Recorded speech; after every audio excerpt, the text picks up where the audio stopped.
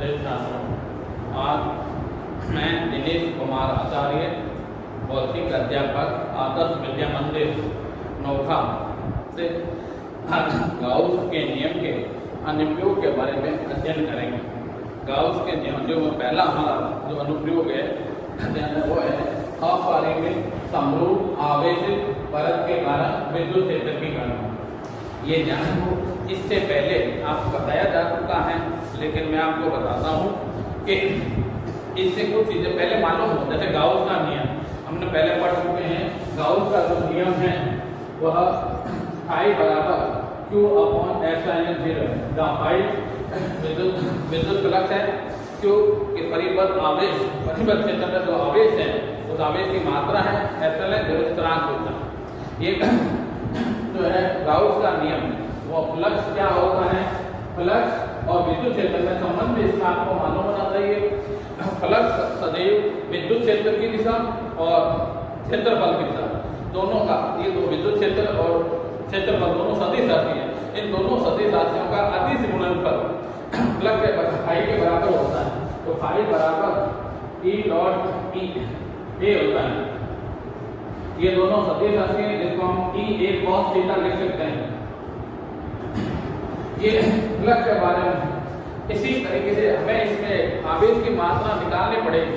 आवेश की मात्रा निकालने के लिए हमें क्या है, इस फ्लक्स घनत्व मालूम होना चाहिए, पृष्ठीय क्षेत्र घनत्व। हमें परत लेनी पड़ेगी। मान लीजिए ये कोई परत है, इसका पृष्ठ आवेश घनत्व सिग्मा है और इस पूरे का क्षेत्रफल a है, तो जो Q का मान होगा वो सिग्मा a के बराबर होगा।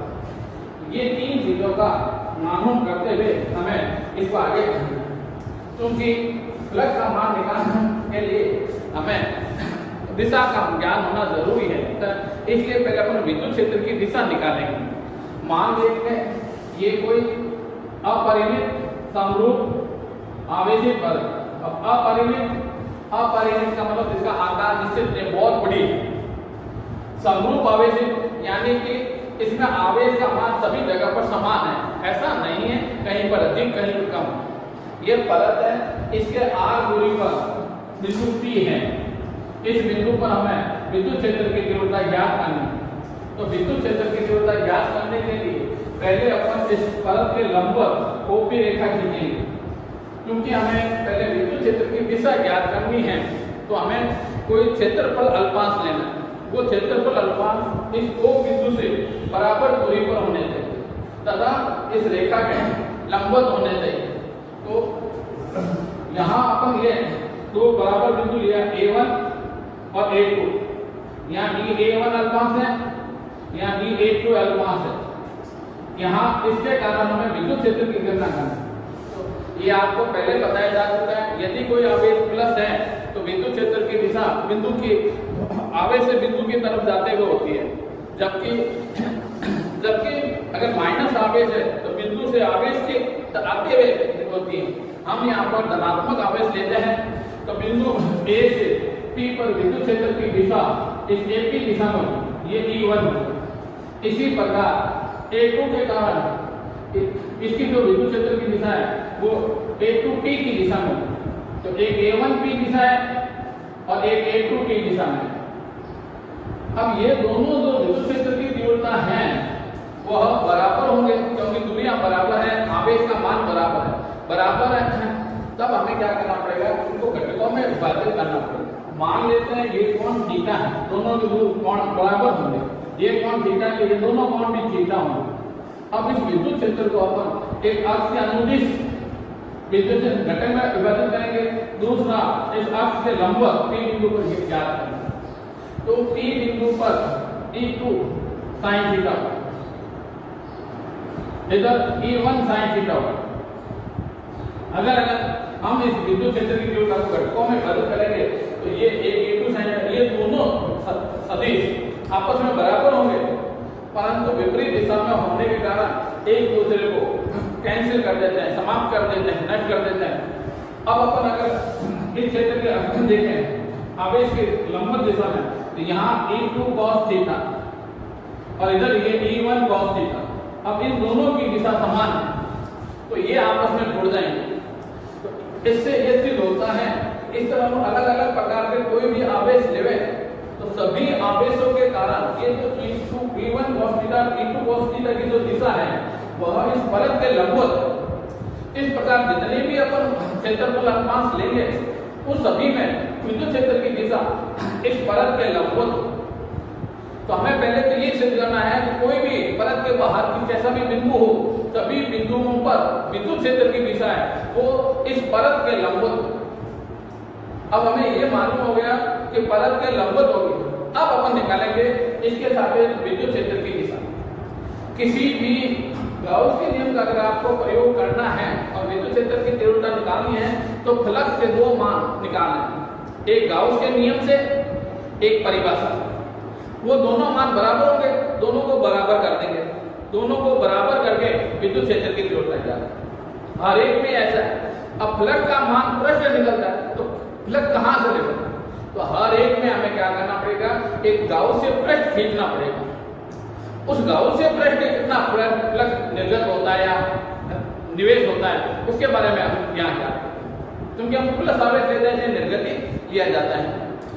ये हम यहाँ पर ज्ञान ये आपको याद रखना है। अलग अलग में आकार में गाउस से प्रमेय का आकार अलग अलग है।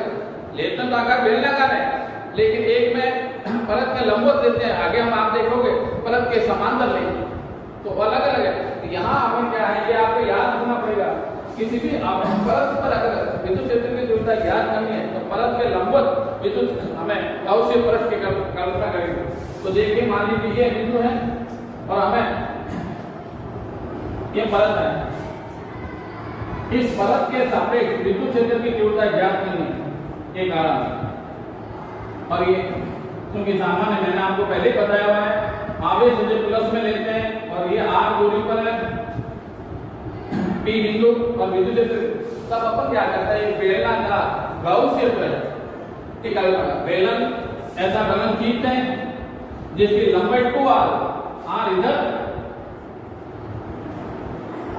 और ये ऐसा कैसे r इधर दोनों तरफ r दूरी होनी जरूरी है। ये r दूरी तो इस बेलन की जो लंबाई होगी वो 2r इधर से लेकर के इधर और इसका अनुप्रस्थ काट क्षेत्रफल अपन a मानेंगे। अब ये हमारा एक गाउसियन पृष्ठ हो गया। 2r लंबाई a पृष्ठ के क्षेत्रफल वाले गाउसियन पृष्ठ बेलनाकार गाउसियन पृष्ठ की हम कल्पना करेंगे। अब इस गाउसियन पृष्ठ से हम दो तरह से फ्लक्स का मान निकालेंगे, एक परिभाषा से और दूसरी गाउस के नियम से। और दोनों फ्लक्स को आपस में बराबर करके इस परत के कारण विद्युत क्षेत्र की तीव्रता का मान ज्ञात करना है। तो पहले अपन गाउस के नियम लगाते हैं। तो गाउस के नियम से मतलब यदि इसमें परिबद्ध आवेश Q है तो इससे निर्गत फ्लक्स का जो मान होगा I बराबर Q/ε0। ये आपको मैंने बताया कि गाउस का नियम हमें उपयोग लेना। अब इस Q का मान हमें निकालना पड़ेगा। इस Q का मान हमें निकालना पड़ेगा। Q बराबर सिग्मा पर है। इस परत का तो पृष्ठ आवेश है ना तो हम सिग्मा मानते हैं। तो इस Q का मान सिग्मा A होगा। तो फाई बराबर ऐसे लिखा जा सकता है सिग्मा A/ε0। ये समीकरण नंबर 1। इस तरीके से हमने गाउस के नियम से फ्लक्स का मान निकाला। अब अपन परिभाषा से फ्लक्स की परिभाषा क्या है, पृष्ठ से कितने फ्लक्स निकलते हैं। तो हमें पहले देखेंगे बेलन में कितने पृष्ठ हैं। एक बेलन के अंदर 3 पृष्ठ होते हैं, 2 वर्ताकार, ये S1 पृष्ठ, ये S2 पृष्ठ और ये वक्र आकृति में ये तीसरा S3 पृष्ठ। और दोनों वर्ताकार जो पृष्ठ है उसमें तो क्षेत्रफल की दिशा, दोनों वर्ताकार पृष्ठ में क्षेत्रफल की दिशा पृष्ठ के लंबवत होगी और विद्युत क्षेत्र की दिशा सदैव ही लंबवत होगी। तो यहाँ अगर हम क्षेत्रफल की दिशा और ये निकले तो दोनों की दिशा समान होगी। S1 की दिशा भी है और E की भी दिशा ये है। इसी प्रकार यहाँ S2 में निकालेंगे तो S2 की भी दिशा ये है और E की भी दिशा ये होगी, दोनों की दिशा समान होगी। लेकिन S3 में अगर अपन देखें ये वक्र पृष्ठ है, वक्र पृष्ठ में पृष्ठ के क्षेत्रफल की दिशा तृतीय दिशा में होगी, ये S3 है और विद्युत क्षेत्र की दिशा ये है। तो हम क्या देखते हैं, दोनों वृत्तीय क्षेत्रफल में विद्युत क्षेत्र और क्षेत्रफल की दिशा समान है, लेकिन तीसरा जो है पृष्ठीय क्षेत्रफल, उसमें विद्युत क्षेत्र दोनों एक दूसरे के लंबवत है। अब अपन परिभाषा से अगर निकालें फ्लक्स का मान, तो फ्लक्स का जो मान, तो फ्लक्स की परिभाषा से यहाँ E dA cos थीटा, तो क्षेत्रफल अनुपात लिया है बेलन का और उसका मैं लेकर के सभी समाकलन कर। अब चूंकि बेलन के अंदर तीन पृष्ठ होते हैं, तीनों पृष्ठ के लिए अगर अपन निकालें तो S1 EA dA cos theta plus S2 के लिए E dA cos theta plus S3 के लिए E dA cos थीटा। अब S1 और S2 के लिए वह S2 के लिए थीटा बराबर 0 cos थीटा बराबर 1 होगा, प्लस S3 के लिए थीटा बराबर 90 होगा और cos थीटा का मान 0 होगा। ये मान ऊपर वाले समीकरण में अगर अपन रखें तो फाई बराबर E सभी जगह पर समान होता है, S1 dA plus S1 E dA plus S2 dA E dA plus 0।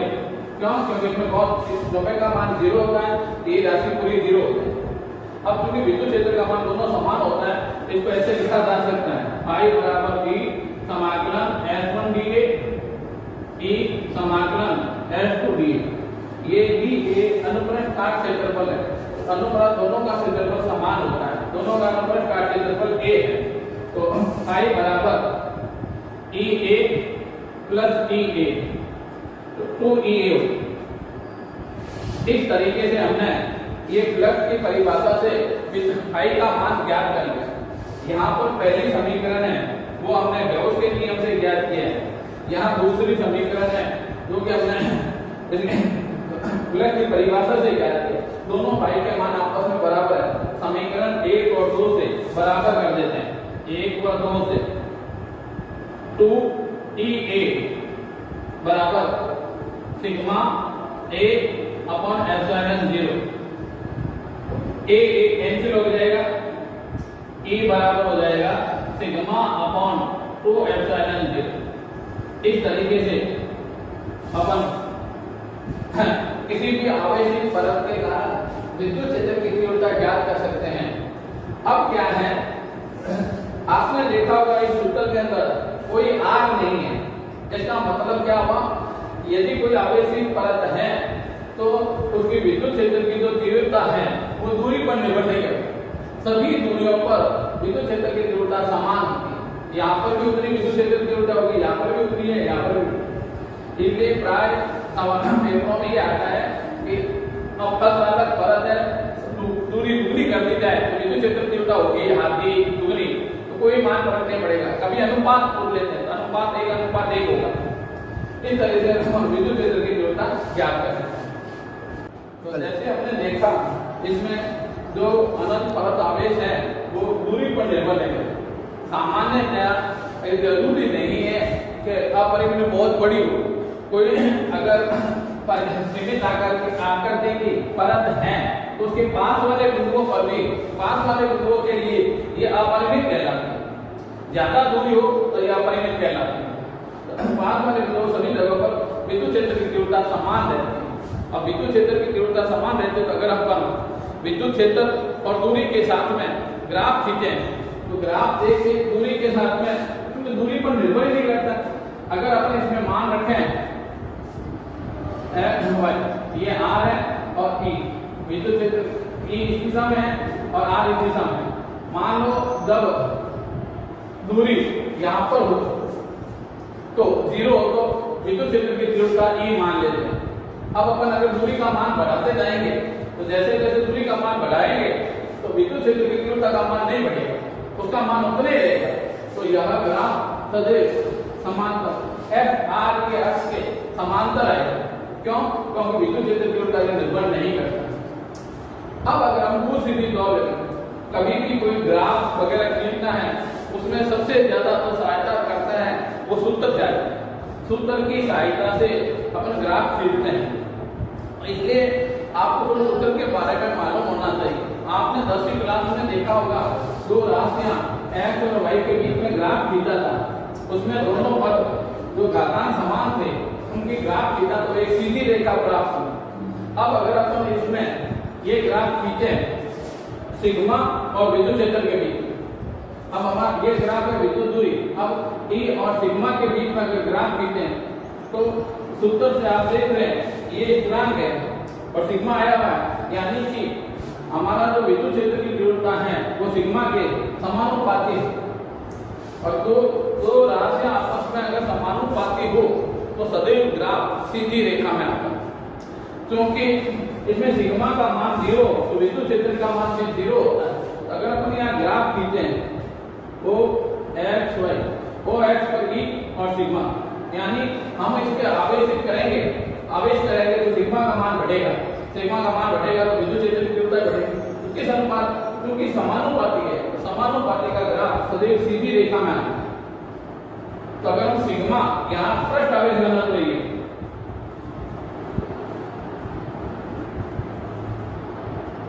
जबकि यहाँ दूरी है, ऊपर दोनों तरफ विद्युत क्षेत्र, दूरी के साथ अगर ग्राफ खींचेंगे तो सीधी रेखा में प्राप्त होगा, जबकि पृष्ठ आवेश घनत्व में खींचेंगे तो सिग्मा। एक आपको जो अभी बताया था ये पूछे कि जो आवेशित अनंत अपरिमित आवेशित है और किसी बिंदु पर r दूरी पर विद्युत क्षेत्र की तीव्रता E हो, यदि r को दुगना कर जाए E1 हो और r2 दूरी r से दुगनी हो तो E1 और E2 का अनुपात बताइए। तो E1 और E2 का मान सदैव 1 आएगा। क्यों? क्योंकि विद्युत क्षेत्र की तीव्रता दूरी पर निर्भर नहीं करती और जब दूरी पर दोनों का मान बराबर होगा तो उनका अनुपात 1:1। इस तरीके से